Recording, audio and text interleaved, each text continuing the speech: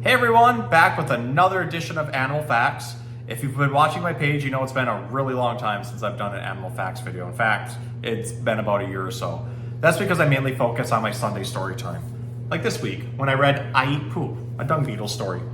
I mainly do the Sunday story times because my daughter loves when I read stories and a bunch of my friends' kids love when I read stories. It's a great chance for kids to learn about animals, but also have a really fun story geared towards them that also teaches a moral lesson. But I realized as I've gotten more subscribers and kind of looked at, where my demographics are, it's about time I got back to some more animal facts videos. So, since I did this story called I Eat Poop this week, I featured isopods. So I figured this week, our first animal facts video in a long time, will actually feature isopods. So, I have a few different species here. The first one I'm going to show you is the giant canyon isopod, which they're all buried pretty deep right now. I just had them out, so they're probably a little freaked out. But if you're familiar with isopods, as they've grown in the pet industry and the pet trade quite a bit, they're a great cleanup crew. They're something that we specifically use in things like dart frog terrariums. And as we're doing more bioactive setups with different types of animals, these guys make a great addition.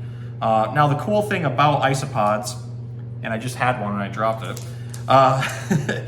is that they're an amazing cleanup crew. They get rid of animal waste, they break down plant matter, they break down old food matter, they even start to chew up the soil a little bit and break down old wood. Essentially, they're recreating nutrient back into the soil, which if you have a bioactive setup is much needed.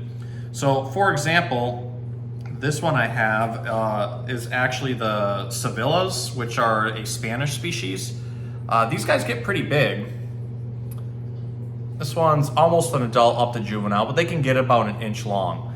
Now, something that comes up with isopods, and I get asked a lot, is what kind of bugs are they? They're not actually a bug. Isopods are crustaceans.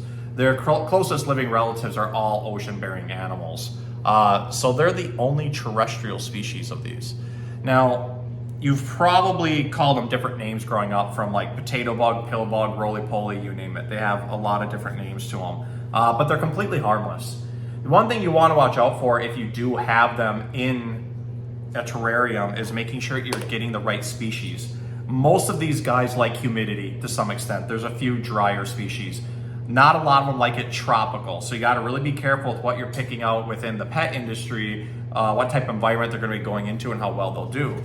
Also with the really large ones like these Sevillas or even with the giant canyon ones, they can go after your insects. So if you have a bioactive tarantula or scorpion setup, something like that, be careful because as they're molting, they may end up going after them. One of the cooler ones we have right now are these orange kois. These ones to me look a little dull right now. There's a few adults and a few babies there, but these guys can end up being really bright, almost fluorescent orange. They actually remind me of dreamsicles because they're both white and orange. And really, really cool guys. And because of their color, you're not gonna pick it up on camera, but you can see like the eye spots on them as well. And again, completely harmless. Now, any given point here at the store, we'll carry like 5 to 6 species, sometimes more. We're developing into getting more. We're doing some breeding of our own stuff here. But as we set up terrariums, as I mentioned, they're like our #1 cleanup crew. We put those guys in with different species of springtails as well. You'll see your springtail colonies like kind of fall apart from time to time. Those are really easy to replenish. Sorry, I'm still trying to find some my original ones here. All right, here's a giant canyon. You'll notice the giant canyons are more of like a chocolate brown. Not quite the black that we get, but again, completely harmless. And he doesn't want to stay on my finger, but that's fine. Their body's basically calcified armor, so dropping them doesn't really do anything. That's why they roll up into a ball when they feel a little bit threatened or anything like that.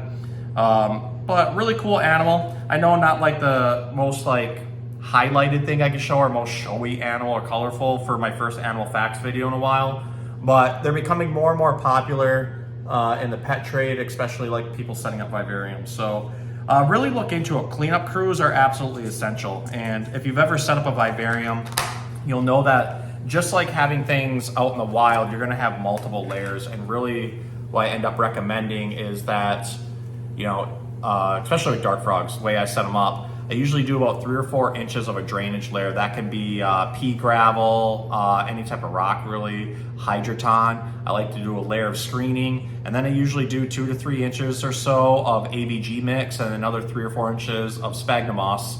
Then I'll put my plants in.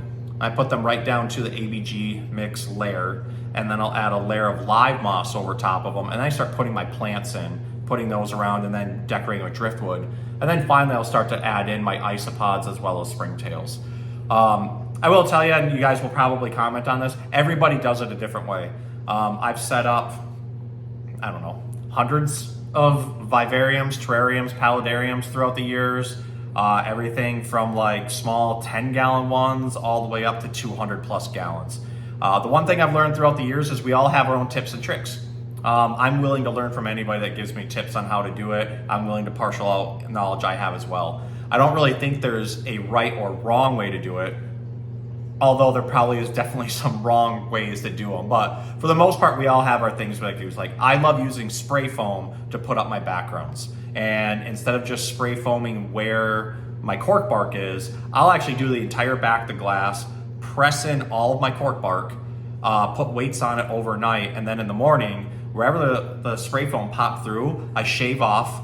I'll then use brown silicone and coat it over top of all that spray foam, and then take a mix of Eco Earth, Jungle Mix, Sphagnum, crushed leaves, twigs, whatever I can find that looks very woodsy, and then I press it all into that silicone so I get these kind of wooded veins looks.